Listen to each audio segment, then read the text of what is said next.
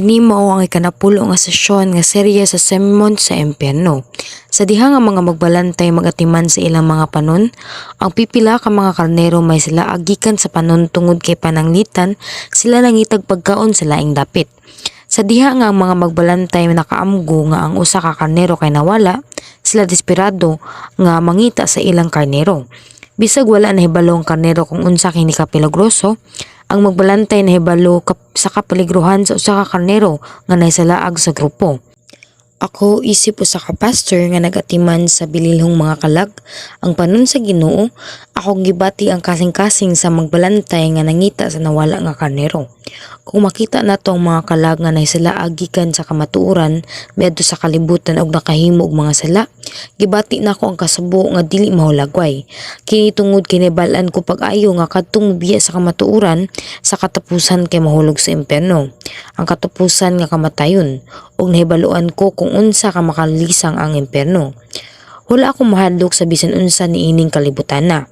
Mahadlok ba ko sa kusgan sa pisikal sa mga lalaki o sa mga demonyo? Mahadlok ba ko sa kamatayon? Wala akong mahadlok sa bisan unsa tungod kay nagtuo ako sa Dios.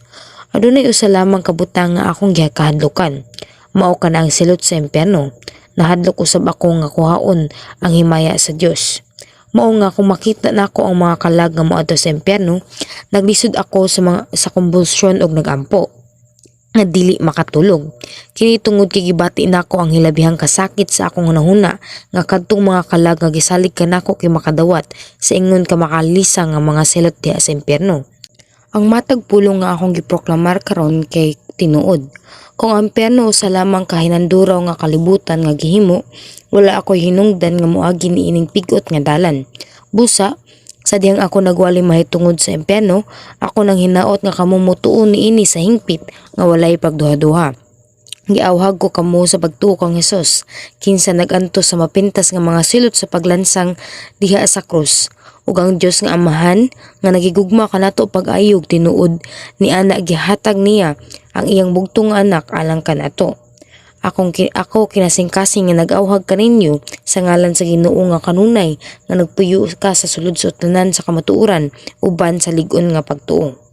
Minahal nga mga igsuon ni Kristo, sa katapusan nga sesyon nagisgud ako bahin sa mga selot sa una o ikaduha nga level sa ubos nga lubnganan. Ang mga hamtong, human makaagi sa pagka-teenager, makadawat og mga selot sumala sa mga sala sa matag usa. Ug ang mga selot sa kasagaran giklasipikar ngadto sa upat ka matang. Ang una nga level nga mga selot kay mao ang labing gaan. Ug sa imong pag-adto sa ikaduha, ikatulog, ikaupat nga level, ang mga silot kay mahimong labi ka mas bugat. Kadtong nakahimo og mas gaan nga mga sala kay makadawat sa mga selot sa una ug ikaduha nga level. Pananglitan, adunay pipila ka mga tawo nga namatay nga wala modawat sa Ginoo tungod kay wala sila makadungog sa ebanghelyo. Kung kini nga mga tawo dili moagi sa paghukom sa konsensya, sila mahulog ngadto sa impyerno. Taliwala nini nga mga tawo kadtong nagpuyo sa usa ka medyo maayo nga kinabuhi kay makadawat sa mga selot sa una o ikaduha nga level. Kini bisan kung magkinabuhi sila og maayo nga kinabuhi, kini nga pagkamaayo kay kutubra sa sukaranan sa mga tawo. Kung nagkinabuhi pa sila sa maayong kinabuhi sa pananaw sa Dios, maluwas unta sila pinaagi sa paghukom sa konsensya. Bisan kung wala sila makanugog sa ebanghelyo, ang adunahan nga tawo sa karon nga pasahe kay nahisakop usab sa kategorya nga maayo nga tawo taliwala sa mga wala na lawas. Samtang naganto siya sa kalayo, nabalaka siya sa iyang mga igsuon nga wala maluwas, dili ba? Sa Lucas Kapitulo 16, versikulo 27 hangtod sa 28, ang taong dato kay nangamuyo kang Abraham sa ingon sa musunod. Diya sa 27, ang dato mitubag, kung mao ka na, amahan, hangyoon ko ikaw nga imo untang ipadala si Lazaro ngadto sa amo. 28, kay aduna ako'y 5 ka igsuong lalaki.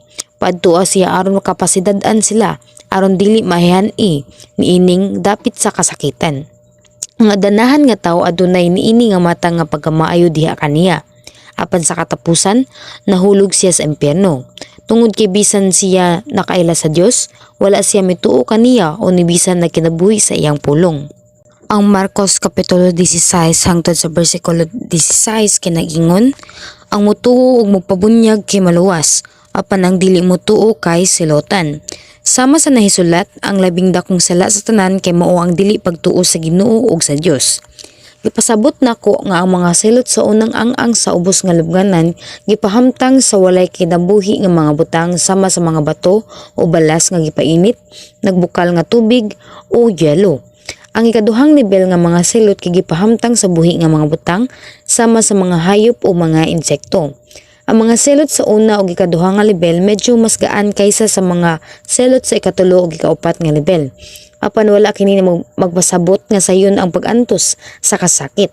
Sa inspirasyon sa balang espiritu, ang Dios sa makausam mitugot kanako nga makadungog sa usa ka pagsugid sa usa ka kalag nga naa sa ubos nga lubnganan. Pinaagi sa talagsaong grasya sa Dios nga iya kung gitugutan nga isulti ang mga kalisang sa impyerno diha sa daghang mga tawo. Sama sa gibuhat sa adunahan nga tawo sa karon nga pasahi, kini nga kalag kay nagulagway sa iyang kasakit diha sa ubos nga lubnganan. Sa akong pagpaila sa iyang confession nimo, nang hinaot ko nga makaamgo mo og daghang mga butang. Naamguhan nako kung unsa kadako ang kalautan nga naabot ni ining lugara. Nagbasol ko pag-usab tungod kinakadawat ako ni ini nga mga selot. Hinaot walay mahimong sama kanako. Bisan ang mga tawo nga kaniadto nagunahuna nga sila maayo og nagkinabuhi sumala sa kabubuton sa Dios, daghan kanila ang menhi dinhi. Siya nagtumong sa mga Kristohanon. Adunay daghang mga tawo nga nag-ingon nga sila mituo sa Dios apan wala magkinabuhi pinaagi sa iyang pulong og nakadawat og labaw pa nga mga kasakit kaysa kanako ni ining dapita. Kini nga kasakit kay dili maagwanta. Bisan kung gusto ko nga makuyapan aron makalimtan kini nga kasakit sa makadiyot, kay dili na ako mahimo. Bisag piyungon nako nga ako mga mata aron kalimtan kining pag-antos, dili o makapahulay kay klaro na ang tanan. Kung ablihan ko ang akong mga mata, walay katapusan ang akong makita. Bisan kung magpadayon ako sa pagdagan balik-balik nga naningkamot sa paglikay sa mga selot, ang naara gihapon ako sa samang dapit sa tanang panahon. Unsa may akong buhaton ani? Hinaot walay mahimong sama kanako. Himua nga walay sama kanako. Bisan ining higayuna kini nga kalag kay nag-antos siya sa hugaw nga mga mananap ug mga insekto. Unsa ka makaluluoy. Pinaagi sa iyang pagkumpisal atong masabtan nga ang daghang mga tawo nga nag-ingo nga sila mituo sa Dios ug dangunahuna nga maayo ang ilang kinabuhi ngadto sa impyerno. Kung kita makaila tali sa maayo og daotan, ang sumbanan sa mga tawo kay lahira diha sa sumbanan sa Dios. Nang hinaot ko nga maamguhan nimo kini pag-ayo aron makabaton ka ug kaayo og pagtuo sa pananaw diha sa Dios. Kini nga kalag kay wala nahigayon sa pagpili tali sa langit ug impyerno. Walay paagi nga makagawa siya sa makakalisang nga impyerno. Apan alang ni adtong nagpuyo nining kalibutan na aduna pa sila kahigayunan. Bisan kung sila moadto sa direksyon nga atbang sa dalan sa kaluwasan, sila aduna higayon nga magbag-o ang makalisang nga umaabot. Alang ni adtong nakapili na sa kamatuoran sa dalan sa kaluwasan, sa pigot nga dalan, sila adunay kahigayunan sa pag-uswag ngadto sa mas nindot nga mga pulayanan sa langit. Nang hinaot ko nga magpasalamat ka nga naa pa nimo kini nga bilinhon nga ngayon. Ug hupti kini nga higayon aron dili nimo kini mawala. Minanghal nga mga kaigsuonan diha ni Kristo. Karon ako maghiskot bahin sa mga selot sa ikatulong nga level sa ubos nga lubnganan. Ang mga silot sa ikatulong nga level direkta nga gipahamtang sa mga mensahero sa impyerno. Ang mga silot nga sa ikatulo ug ikaupat nga ang gihatag ni adtong mga kalag nga nakahimo og mas daghang daotan buhat kaysa ni adtong nakadawat sa mga silot sa una ug ikaduhang level. Mao kini ang mga tawo nga nakadawat sa balang espiritu ug nakasinati sa dakong grasya sa Dios apan mibarog batok sa Dios. Nagluto sa mga tawo sa Dios, nagpasipala sa balang espiritu ug nagbuhat sa daghan kaayong daotang mga butang. Pananglitan, sila ni Haring Saul nga mibarog batok kang David. Kinsa gihuguma sa Dios ug si Pilato, kinsa mihatag sa selot sa kamatayon ngadto sa walay sala nga si Jesus. Gidawat nila ang mga selot sa ikatulong nga level. Ipasabot nako unya kung unsa mga selot nga ilang nadawat. Ang selot nga sa ikatulong nga level kay lahi sa dimensyon gikan sa mga selot sa una ug ikaduha nga level. Unsa ang rason? Kini tungod kay ang mga silot kay direktang gipahamtang sa mga mensahero sa impyerno nga walay bisan unsa nga kaluoy. Ang mga silot sa una o ikaduha nga level kay makalisang usab. Apan ang mga silot sa ikatulo nga level, ang mga pagsakit nga gihatag diha sa gikan sa mga mensahero sa impyerno kay labi pa ka mabangis. Ang mga mensahero sa impyerno kay dili sama sa mga mananap ug ubang buhing butang. Sila adunay mga porma nga murag mga tao. Mahimo usab sila magunahuna, mulihok ug musulti sama sa mga sa mga tao. Apan uban sa labaw nila nga salabutan ug mga teknik, ilang gisakit ang mga kalag aron mahatagan sila og dili manduraw nga kasakit. Ang labi ka sakit nga gibati sa mga kalag kay mas malipay ang mga mensahero sa impyerno. Busa, kanunay nilang gihunahuna ang mga paagi aron mahatagan ang mga kalag og labi nga kasakit. Ang ilang tumong kay mao ang paghatag sa mga kalag nga mas mabangis nga mga torture gamit ang lain-laing pamaagi ug instrumento. Mausab kini ang katuyuan sa ilang paglungtad. Manduraw ba nimo ang ilang kabangis? Aron matabangan ka nga mas masabtan, akong ipaila ang pipila ka mga pamaagi sa pag-torture ug ang mga pamaagi sa aktual nga gigamit sa panahon sa Middle Age. Sa Middle Age, wala sila'y konsepto sa tawhanong katungod or human rights sa makaron. Ug sila adunay strikto nga hanay sa social nga hierarchy. Busa, daghang mga gayon nga gisakit sa mga magmamando ang mga tawo sa makakalisang nga mga paagi ug gipamatay sila.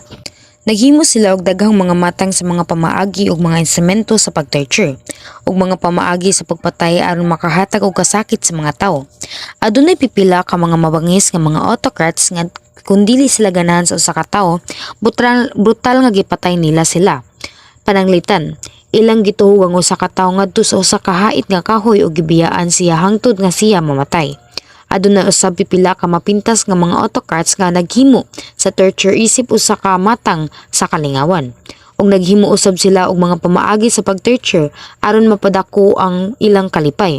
Pananglitan, ilang giibot ang mga mata sa pipila ka mga kriminal, ilang gipainit ang metal nga mga butas o gipugos ang mga tiil sa tao nga magsulob niini og dayon gibunalan kini sa puthaw nga martelyo aron madugmok ang ilang mga bukog.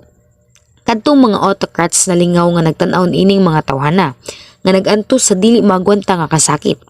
Usab sa panahon sa Middle Age sa Europe, sila adunay usa ka bantugan nga relihiyosong paghusay sa korte nga gitawag og witch hunting. Ang aktual nga katuyuan niini nga pagsulay kay mao ang paghanay sa erehes nga mga ideya nga dili husto sumala sa ortodoksong Kristohanong doktrina. Kini sa ulahi nahimong usa ka pamaagi sa walay pili nga pagpatay. Bisan sa mga inosenteng tao, ilang gipahamtang ang dili magwantang nga pagsakit sa mga inosenteng tao aron isugid nila nga sila kay mga ungo. Pananglitan, ilang gibutangan og bugat nga mga bato o mga piraso sa metal ang liog sa mga tao og gilabay kini sa tubig. Og kung sila mulutaw sa tubig, ilang gikondenar sila ingong mga ungo ug gipatay sila. Kung sila naunlod lang, sila gibayaan ra. Kung sila grabing naglisod og mitungha sa ibabaw, unya sila gipatay ingon nga mga ungo. Kung nagpabilin sila sa tubig nga dili musukol, sila kay malumos sa wala pa sila makuha gikan sa tubig. Ang ubang mga mapintas nga langdon nga mga tawo aron sa pagkuha sa mga kabtangan sa ubang mga tawo kay nagsakit sa mga inosenteng tawo aron sila makaingon nga sila nakahimog mga sala. Sa dihang ilang gitorture ang usa ka tawo, una nilang gidala siya sa usa ka lawak nga ilalom sa yuta, nga ngit-ngit og umog kaayo. Ang salog sa torture room nabulit sa dugo ug adunay daghang makakalisang nga mga instrumento sa pag-torture. Ug ang mga tawo makadungog sa mga syagit sa ubang mga tawo nga miabot nga mas sayo pa. Busa, ang gidala ni ining lawak sa pag-torture nakabati na sa kalisang bisan sa wala pa magsugod ang mga torture. Usa sa labing komon nga pag-torture ni adtong panahon na kagihimo pinaagi sa pagpahugot sa mga singsing. Ilang gisulod ang kumagko o mga tudlo sa tiil o kamot sa usa ka tawo ngadto sa metal nga mga singsing. Ug ilang gihugot kini hangtod nga madugmok ang ilang mga bukog. Samtang naghuot tagsa-tagsa nilang gibira ang iyang mga kuko sa kamot ug tiil. Sunod, ilang gikunis-kunis ang iyang mga bukton. Gigapos ang ilang mga wrist sa kamot o gibitay kini. Unya sa paglabay sa panahon, bation nila ang tumang kasakit sa tibuok nilang kalawasan nga nagkurog. Niini nga punto, wala ra nila siya gibiyaan og nga gibitay lang. Ilang balikon ang pagbayaw kaniya og pagpahiluna kaniya diha sa salog ug ilang gipasamot ang kasakit, ilang giusab ang kapaspas sa pagbuhat niini. Sa pipila ka mga kaso, ilang gibutang ang pipila ka mga piraso sa metal nga motimbang sa ugatusan ka kilo diha sa palibot sa iyang mga buol-buol sa tiil or ankles. Unya, ang mga kaunuran ug mga lutahan sa tibuok lawas kay midako ug iyang bation ang kasakit sa tibuok lawas nga gikunis-kunis. Kung dili gihapon siya mokompisal, ila siyang ibutang sa torture chair. Kini nga lingkuranan kay dili ordinaryo nga lingkuranan. Dili lang sa bahin sa nga muhikap kini sa iyang batang kundi apan apil na sad sa iyang buko-buko, bukton ug bisan sa mga bitiis. Ano nay gagmay nga mga gimlet nga ibutang didto. Hunaw naa nga adunay usa ka lingkuranan nga adunay daghan mga gimlet. Ang gimlet di ay kay usa ka gamay nga T-shape nga tool nga adunay screw tip alang sa pagbuslot. O kinahanglan ka nga mulingkod niini. Dili. Hunahunaa lang nga adunay usa ka lingkuranan nga adunay dagom. Makalingkod ka ba niini? Ang tawo kay mahadlok nga makakita niini nga lingkuranan ug manikamot nga dili makalingkod niini. Dayon, pipila ka makakahadlok nga tan-awon nga mga lalaki ang mugunit kaniya og hugot mupataas kaniya og dayon magpugos kaniya ngadto sa lingkuranan. Unya, ang mahait nga mga gimlet mutusok sa matagbahin sa iyang lawas. May mga kabinit sab nga pormang lalaki. Sila adunay tag-as nga mga lansa nga gibutang diha sa dasok, sa sulod ug sa pultahan sa kabinet. Ilang ibutang ang usa ka tawo og isira ang pultahal. Unya, unsay mahitabo niya ng tawana? Ang tag-as nga mga lansang kay musut sa iyang mga mata, dughan likod ug sa tanang bahin sa iyang lawas. Sa katapusan, ang kabinet kay mapuno sa dugo. Kini nga tawo kay hinay-hinay nga mamatay sa sobra nga pagdugo. Usab, sa dihang ilang pangutan-on ng usa ka tawo, hinay-hinay nilang sunugon ang iyang mga sensitibong bahin, sama sa iyang kilikili o lapalapa sa iyang tiil. Pinaagi sa pagsunog sa ilok, ilang gihatag kani ang labing kusog nga kasakit o pinaagi sa pagsunog sa lapalapa sa iyang tiil, ilang gipadugay ang kasakit. Kini kay usa ka papilar nga paagi tungod kay kiniyano apan sa ang kasakit kay grabe. Adunay dili maihap nga mga pamaagi sa pag-torture, sama sa pagkurot sa panit gamit ang gipainit nga pliers, pagbutol sa dila gamit ang kutsilyo, pagsunog sa sulod sa baba gamit ang init nga putaw ug uban pa. Dili gayud maagwanta ang maong pag-torture og sila namatay. Sa panahon sa kolonyal nga pagmando sa Hapon, adunay pelikula nga mahitungod sa biografiya ni Sungman Lee, ang unang presidente sa Korea. Siya gi-torture pinaagi sa pagduso sa mga lipak sa kawayan ilalom sa iyang mga kuko. Gibali ang iyang mga bitiis, ang iyang mga bukog nga bali ug ang ilang panit kay kunis-kunis. Ilang gi-torture siya sa ingon ni ana. Gibitay ang ilang mga lawas nga pabalik-balik. Gibubo ang tubig nga gisalgulan og red pepper diha sa iyang ilong. Bisag insister sila nga ilang pagkainosente, mas paantuson sila og sa katapusan kay mamatay. Ang pipila ka pananglitan sa pagpatay kay mao ang pabutang sa usa ka kriminal sa usa ka kwadro nga murag liyid og pagpaligid niini aron ang tibuok niyang lawas kay magisi. Kini nga matang sa mga torture kay anaa usab sa Korea. Ang mga bitiis ug mga bukton sa mga binilanggo gihigot sa mga baka ug ang tanan nga mga baka napugos sa pag-adto sa laing-laing mga direksyon. Dayon, ang mga bitiis nila ug mga bukton kay giputol. Kini nga matang sa torture naglungtad usab sa kasaysayan sa Korea. Ila usab nga ibitay ang usa ka kriminal nga pabalik-balik o magsugod sa paggabas gikan sa iyang hawak ug sa iyang lawas sama sa ilang paggabas sa usa ka kahoy. Ilang ibuubo usab ang tinunaw nga mga tingga sa dalunggan ug buho sa ilong sa usa ka kriminal aron patyon siya. Sa sunod nga sesyon, akong hisgutan ang mga selot sa ikatulong nga level sa ubos nga lubnganan. Minahal nga mga igsuon ni Kristo. Sa wala pa ko maghisgot bahin sa mga selot sa ikatulong nga level nga lubnganan, gipasabot na ko ang mga pagsakit ug pagpatay nga aktwal nga nagluntad sa kasaysayan sa tawo. Kining tanan kay gikan sa kadautan sa mga tawo. Dili katuohan nga mga tawo kay maghatag og kasakit sa ubang mga tawo sa ingon ka mapintas nga mga paagi. Apan silang tanan kay tinuod. Apan bisan unsa ka mapintas ang mga tawo, dili sila ikatandi sa mga mensahero sa impyerno. Ang mga mensahero sa impyerno wala gayud maluoy sa gisakit nga mga kalag. Giisip nila nga ang mga kalag sa impyerno sama sa basura ug ang ilang mga dawaan. Pagkalaot nga ang mga tawo kay mahimong sama sa basura. Dugang pa, kinahanglan sila pagyatakan o gitorture sa mga mensahero sa impyerno. Kini kay hilabihan ka makakalisang. Busa, dili gayud kita mahimong walay bili nga mga binuhat, pinaagi lamang sa pagkahulog ngadto sa impyerno. Dili lamang dinha sa yuta apan sa gingharian sa langit. Kita kinahanglan nga mahimong bilinhon ug matahom nga mga kalag. Unya, kinsa ang bililhong mga tawo? Sila mao ang nagbuhat sa tibuok nga katungdanan sa mga tawo.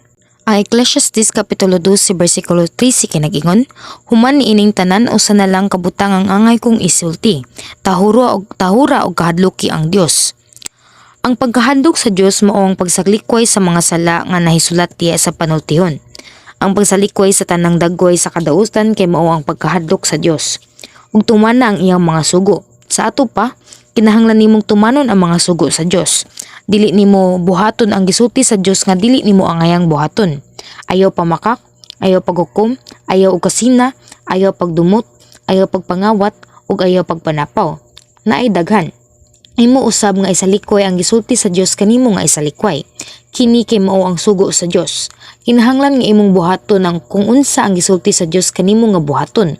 O kinahanglan nimo nga tumanon kung unsa ang gisulti sa Dios nimo nga tumanon. Tahura og kahadluki ang Dios ug tumana ang iyang mga sugo alang kini sa tanang mga tawo. Ang Ecclesiastes nagsulti kanato nga ang tanan natong buluhaton ilalom sa adlaw kay mao ang kakawangan sa kakawangan ug kini nagpatin-aw kung ngano. Ug kini nagpasabot nga kita dili imudawat sa walay pulos nga mga butang apan sa walay katapusan nga mga butang lamang. Adunay kahadlok sa Dios ug magupot sa iyang mga sugo ug mubuhat sa tibuok nga katungdanan sa mga tawo. Mahimo kitang bililhong mga tawo nga susama sa Dios kung kita mahadlok sa Dios ug mosunod sa iyang mga sugo. Sa ato pa, nahimo kitang balaan nga mga anak sa Dios. Ang maong balaan nga mga anak sa Dios kay mo makaadto sa langit ug malipayong magpuyo uban ang sa Dios ug sa Ginoo hangtod sa kahangturan. Apan kadtong nagkuha og walay pulos nga mga butang nga naangkon gikan silang trabaho ilalom sa adlaw kay dili makadawat sa maong mga panalangin. Ako nagampo sa ngalan sa Ginoo nga kamong tanan mobuhat sa tibuok nga katungdanan sa mga tawo. Mosulod sa bagong Jerusalem ug isipon nga mga honorable or dungganon. Amen.